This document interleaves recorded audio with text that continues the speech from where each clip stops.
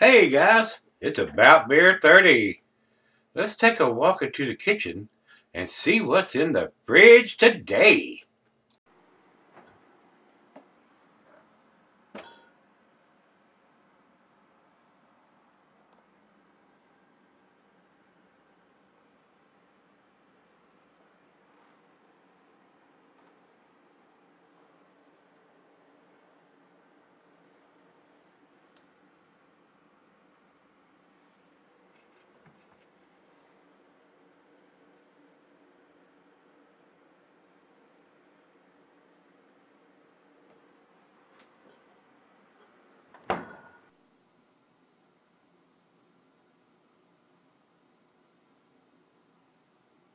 Hey everybody, thanks for stopping by Gregsbeerreviews today.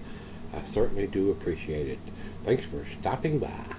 Today's beer, we're going to finish up the the barrel series, Bishop's Barrel series from St. Arnold. This is number 21. We've done 19. Yesterday we did 20. Today we're doing 21. And like I told you before, they do a different style each time, or different characteristics to the style. We did 19, which was Chardonnay barrel version of an old ale. We did 20, which was a Belgian Duvel in red wine barrels. And today's beer, this comes from Brandon C. down in Texas. That's where St. Arnold is. And he put on the label on the back here, Belgian Quadrupel Ale aged in bourbon barrels with cherries. Date brewed January 25th of 2017. Date racked February 27th of 2017. Date bottled June 6th of 2018. Belgian Quadrupel, and the barrels were Woodford Reserve bourbon barrels. The alcohol was 11% prior to barreling and 12.5% after barreling. Bitterness, he says, is 30 IBUs. So Brandon gives us all the information when he can, especially on this series of beers. And this one was done in the bourbon barrels, but the fly in the ointment there, it is a Belgian Quadrupel instead of a stout. Nice change up from a typical stout that's done in bourbon barrels. And like I told you yesterday, these guys like to go out of the box and do different styles and do different barrels and to see what they come up with. I mean, that's the whole idea of having your own brewery and be able to do stuff like that. So, big beer coming in at 12.5%, 30 IBUs.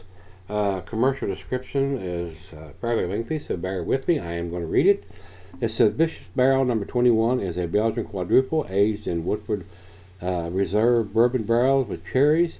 The base beer is our Divine Reserve number 13 recipe, which we rebrewed, barreled, fruited, and aged for 15 months. Wow, long time in the barrel. The beer pours a dark mahogany color with a tan head. The aroma bursts with baked cherries soaked in bourbon. Ooh, that sounds good. You'll taste notes of honey, maple syrup, toffee, and graham cracker. The quad base can be found with notes of fig and dates, while the sweetness adds some body to provide a backbone to balance the high alcohol of 12.5%. Sounds wonderful, guys. It really does. This may be the best out of the three. I'm not sure. We're getting ready to find out here in just a minute. So we have the ABV, we got the IBUs, and this is number 21, and we've got all the information as when it was brewed and racked and barreled and bottled. So we've got all that information. It is time. Final beer of the evening for me on this. So let's see what we have. Nice hiss, a little bit of smoke. Into the glass we go. And while I'm pouring this, I'll tell you the food pairings. It says here is cheese, buttery, brie, Gouda, Havarti, Swiss, sharp, cheddar, blue. General digestive meat is beef, smoked meat, and game. Glassware snifter, tulip, goblet, or chalice. I got my favorite tulip glass today, guys. And it says here can be sold for a long period of time. Can't see why you would not be able to. And this is the last one that Brandon C sent me. I just got it a week or so ago, maybe 2. And we had 3 of these, and I said, oh my God, I've had these beers for a while. Let's go ahead and get them. And like I told you earlier, guys, we're getting into the bigger beers. You're going to see a lot of these bigger beers coming down the pike instead of the lower ABVs and probably some of the IPAs and double IPAs, because I've done all of them. So we're pulling stuff out of the closet and sticking it in the fridge and doing some of these bigger beers now. So didn't pour much of a head there, and it is pretty dark. It is a murky brown and maybe a slight reddish tint to it. See a little bit of light down here, but none through the big bulb part of the glass. To the nose we go.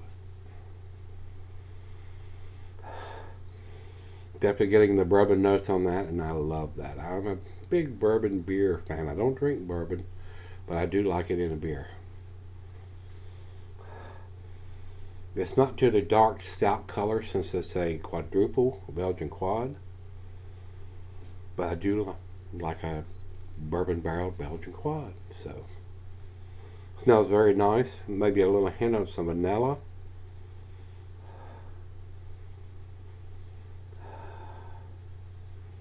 Rich roasted malt. Smells very good, guys. It really does. Little bit of the alcohol, not much, but it's a 12.5%. You got to realize what you're drinking. This is not a 5%. This would probably cellar a whole lot longer than what I have cellared this one, since I just got this one. I know it's very good. So, like I said, final beer of the evening for me. Let's dive in. Cheers, everybody. Cheers, Brandon. Thank you, my brother.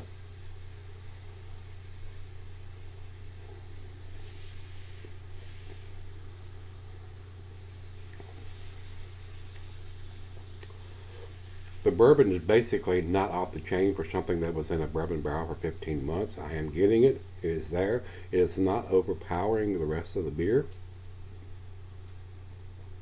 Definitely getting the Belgian quad, the Belgian yeast characteristics. Hints of some woodiness from the barrels. A little bit of vanilla.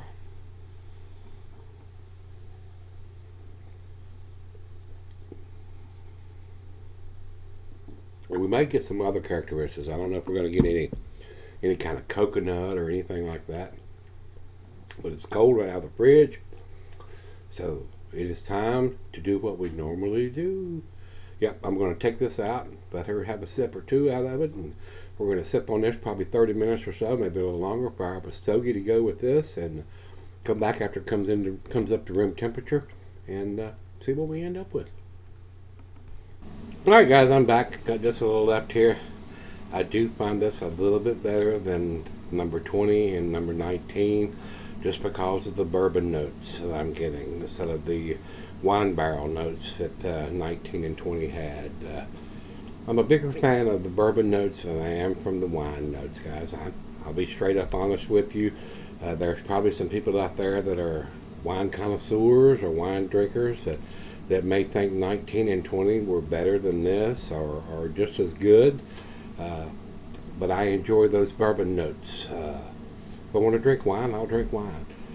I don't drink bourbon anymore because it makes me an angry, ugly old man.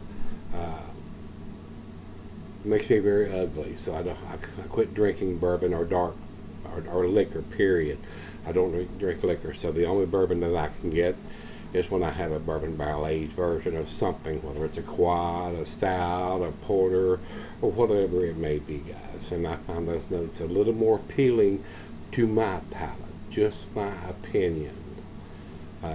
So I do find this a little tastier, even though it's not a stout or a porter, it's a quad, than the wine barrel aged versions of this, no matter what kind of wine barrel it is. I do enjoy those bourbon notes a little bit more.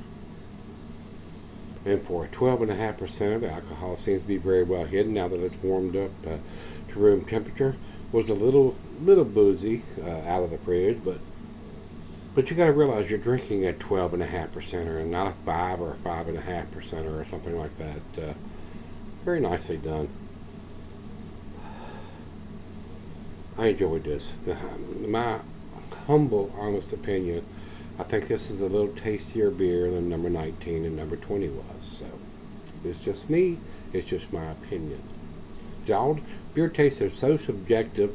It all depends on what you like to drink and what you enjoy drinking and where your palate is. 10 years ago, I probably would have found this thing so boozy I would not have liked it. Right now, I find it very enjoyable. Final check.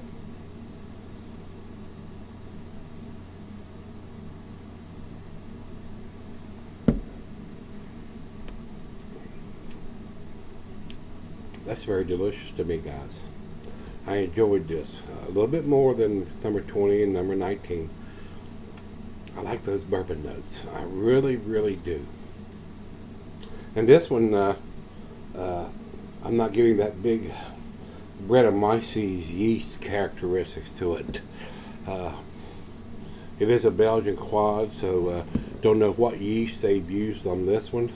But I'm not getting that big farmhouse saison type Brettanomyces funkiness to the beer. So I enjoyed this, and I like those saisons, Brettanomyces type beers occasionally, but it's not something I want to drink every day, guys. This one I would probably buy if I could get my hands on their beers here in Virginia, which I cannot. I would probably buy this beer. This would probably be a special occasion beer to me. When they put these beers in a bourbon barrel or any barrel, and they leave it there for 12 to 15 months, that's taking up space in the brewery, which makes the beers more expensive.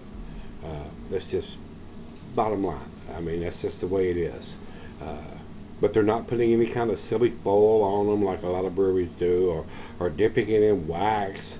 Both of those things lead to the beer to be more expensive. I'm glad these guys do not. You do not need to do that to keep the beer fresh or anything like that. The beer is under carbonation. If you're capping it right, it's not going to get any air in it. And I mean, if you got a problem with your capping process, it possibly could. But I don't see that being a problem. Any home brewer knows how to cap a beer and cap it correctly, where it's not going to leak out or do anything crazy. But it is what it is. I enjoyed this a little bit more. That's the bottom line, guys. I'm going to give this an A minus. I'm going to give this a 90. I'm going to give it a 94. I enjoyed this. This is pretty tasty. It's almost to the solid A category, but A minus for me, guys. So let's go over to Beer Advocate and see what they say. They have it at 4.34. That's definitely into their A category. Pretty good numbers from those guys, and they are calling it outstanding. Would not argue with that one bit. I found it very tasty. Out of the three that I've had, the 19, the 20, and the 21, this is the one that I like more than the other two. Alright, final check-in. We run over to Untappd. Untappd has it at 4.15, also into their A category also. So once again, it's unanimous from all three, me and Beer Advocate and Untappd, that it is an A beer. So if you've had this one from St. Arnold's Brewing, this is their Bishop's Barrel number 21, Belgian quad, aged in Woodford bourbon barrels. Very tasty, guys. I enjoyed this. So that being said, like I said, if you've had it, let me know what you think. Until we meet again, let's go see what's in the fridge.